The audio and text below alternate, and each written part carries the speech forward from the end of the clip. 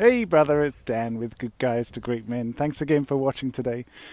Today I wanted to talk about the one thing that women hate about men more than anything. And it's also the one thing that we hate about ourselves more than anything. So what is that thing? We were talking about this last night on one of our roundtable group calls. If you haven't joined the roundtable, it's $69 a month. You can start and stop whenever you like. There's years worth of awesome recordings in there. Steve and I run 3 live calls every month, so we'd love to have you in there, do a bit of coaching with you, get you involved in a community of men working on bettering themselves, improving their lives, creating the future that they want. So, indecision. Indecision essentially is the one thing that women hate the most. Why? Well, because it's a lack of strength, right? It's a lack of conviction. It's a lack of values and standards and knowing who you are, knowing what's important to you. It's a lack of confidence. So oftentimes when I'm talking to guys, coaching guys, we will drill right down into an area of life where there is some indecision for him. We'll drill down into a reaction that's just happened in interaction, in a conversation. And we'll get right down to the nitty-gritty of why. Why are you not sure about the decision you want to make? Most of the time, it's because we're trying to find the right answer, the correct answer. We're trying not to do the wrong thing. We're trying not to make a mistake. Ultimately, we don't want to look weak. And of course, what really happens is we end up looking weak because we can't make a decision, because we can't set a direction. We're indecisive, not sure, don't know which way to direct us. And what's the worst thing that can happen here? The worst thing that can happen is she says, I don't like the direction that you're setting. And then what happens? Well, then you just get to make another decision, right? You just get to choose a different direction. That's all it is. It's like, are you sure? Are you sure this is the way we need to go? I mean, how many of us get asked that question every day driving around in a car? Are you sure this is the way you want to go? At work, are you sure this is the right decision you want to make? Are you sure? And most of the time, we're not 100% sure. It's very rare in life that we actually have 100% of the data to be able to make a decision which has no risk whatsoever. But so many of the relationships that guys are in that are struggling, they're struggling because there's a lack of trust.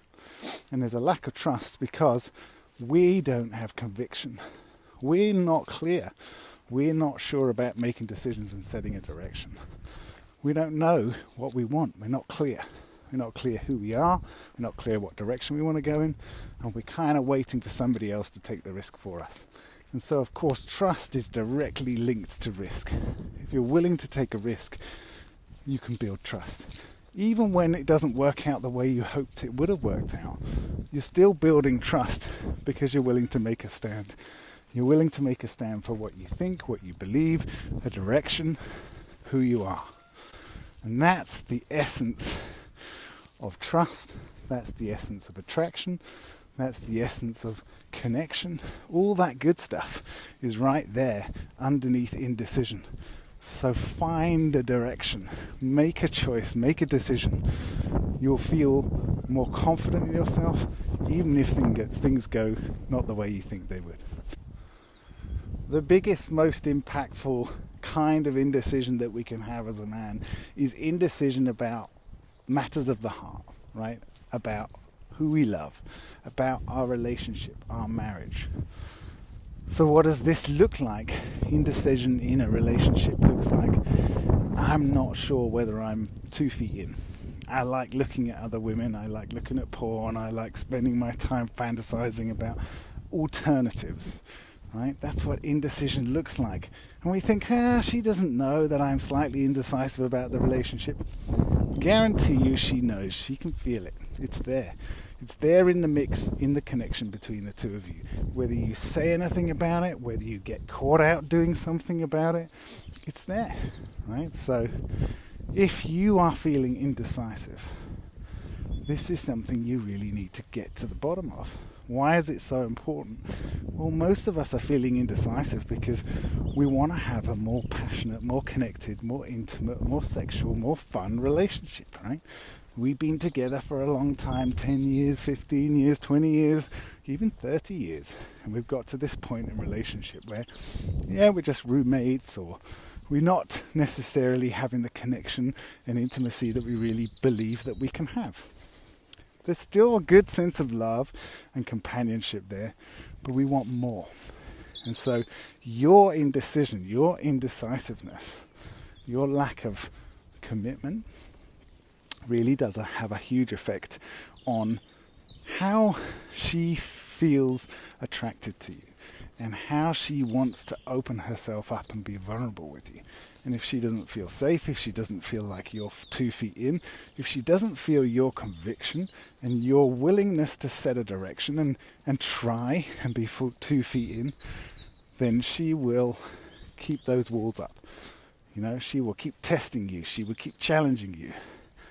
And so she should, because you're not fully in. And yet you're expecting her to lead the way. And that what she really wants, though she can't ask you for it, is for you to lead the way. Is for you to set the direction. Is for you to start by being 2 feet in. You know, we talk about leading the relationship and men being leaders, and this is what we do with our coaching, is create leaders. Well, leaders don't try. Leaders commit.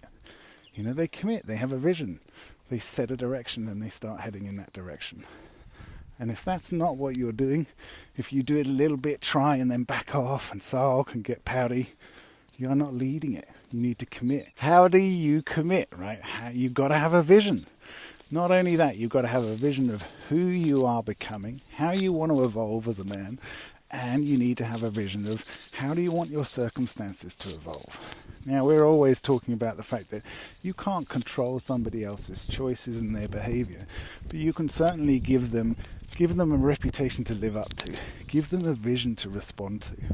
And that's what we're going to be doing in the UK retreat coming in May this year. It's also what we do in a lot of our retreats and our coaching. So go and have a look at the website, goodguystogreatmen.com. I'll put a link to the UK retreat below this video. We would love to help you with this. That's it for today. Take care. Bye. Bye.